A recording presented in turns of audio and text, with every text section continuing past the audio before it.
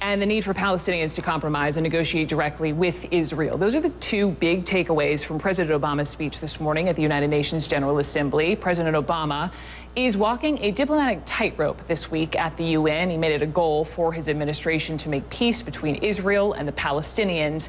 And now this, Palestinian Authority President Mahmoud Abbas plans to ask the United Nations on Friday to recognize an independent state of Palestine. But Israel says if the UN decides to recognize Palestinian statehood, that would undermine a very long and very fragile peace process. Today, President Obama said Israel and the Palestinians must sit down, must talk to one another directly and work it out themselves.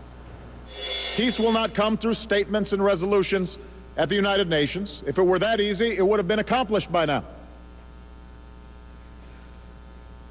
Ultimately, it is the Israelis and the Palestinians who must live side by side. Ultimately, it is the Israelis and the Palestinians, not us, who must reach agreement on the issues that divide them. President Obama also met with Israeli Prime Minister Benjamin Netanyahu today, and he is set to meet with Palestinian leader Mahmoud Abbas in a couple of hours to try to convince him that the path to statehood is through direct negotiations with Israel. George Birnbaum is an international political consultant and former chief of staff for Israeli Prime Minister Netanyahu. And first, sir, I want you to just react to the news that we learned just this afternoon that Abbas plans to send this letter now, this letter requiring statehood, but won't actually try to force action right away. What do you make of that? Well, first, let me just also say how happy I am for Shane and his family. And Josh, I think it's great and reminds us of Gilad Shalit, a young Israeli who's been in captivity for 5 years in Hamas, and I hope their families have a similar reunion soon. To the issue of what's happening in the United Nations and with Abbas and with President Obama and Prime Minister Netanyahu today and in the coming days in the UN, let's keep in mind that back in 1947, the UN passed Resolution 181, which called for a partition plan between the Arabs and the Jews in Palestine and in essence created a two states for two people, the same thing that's being advocated today, both by the Palestinians and Israelis. At the end of the day, what has to happen is the livelihoods and the quality of life of the Palestinians has to be improved. And I'm just very fearful that a resolution or any kind of declaration today will mean nothing in terms of the status quo among the Palestinian people. So, Mr. Birnbaum, does it not matter to you whether it's a letter requesting statehood or a full-on vote at the UNGA? It doesn't matter.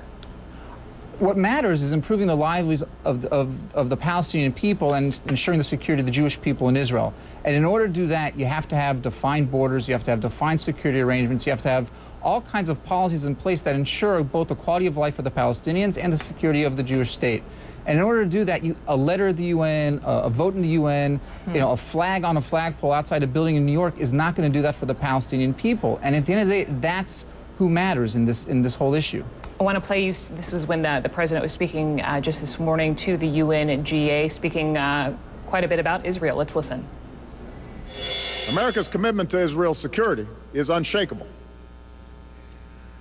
Our friendship with Israel is deep and enduring.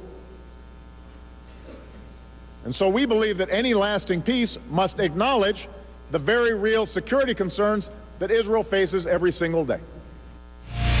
And the president, coming out with a clear endorsement of Israel, is that what you wanted to hear? Do you agree? First of all, the American support for the state of Israel has always been clear, and I don't think it's any surprise that what President Obama had said about the U.S. support for Israel. What I'm afraid of is that this situation has given an enormous PR talking point for Hamas, Hezbollah, Al-Qaeda, and other fundamentalist Islamic organizations around the world to say, hey, look, the American government is pro-Zionist. It's going to create enormous problems for the American administration and, quite frankly, for the American military in places around the world. Again, resolutions in the UN are not the answer. Solutions on the ground for both the Palestinian people and the security of the Israeli Jewish state are what are needed. If statehood ultimately, sir, is granted to Palestine, what will that mean for the Palestinian people, in your opinion? Well, I'm hoping what it means for any people with a state and a country. It means independent sovereignty. It means independent security. It means independent ability to make trade agreements. It means an ability to control your own life. Today, the Palestinian people have to go through security checkpoints to go to work.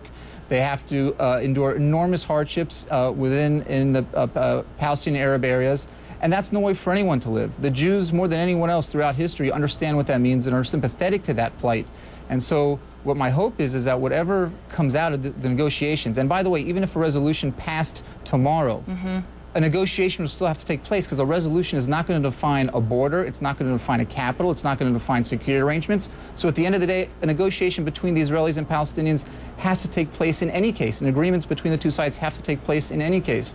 And my hope is at the end of that process, the Palestinian people will have what the Jewish people have in Israel, a thriving state in which they can earn a good living, raise their children in peace, and not worry about the threat of terrorism. George Birnbaum, thank you so much. Tomorrow we'll Pleasure to be with you, Brooke.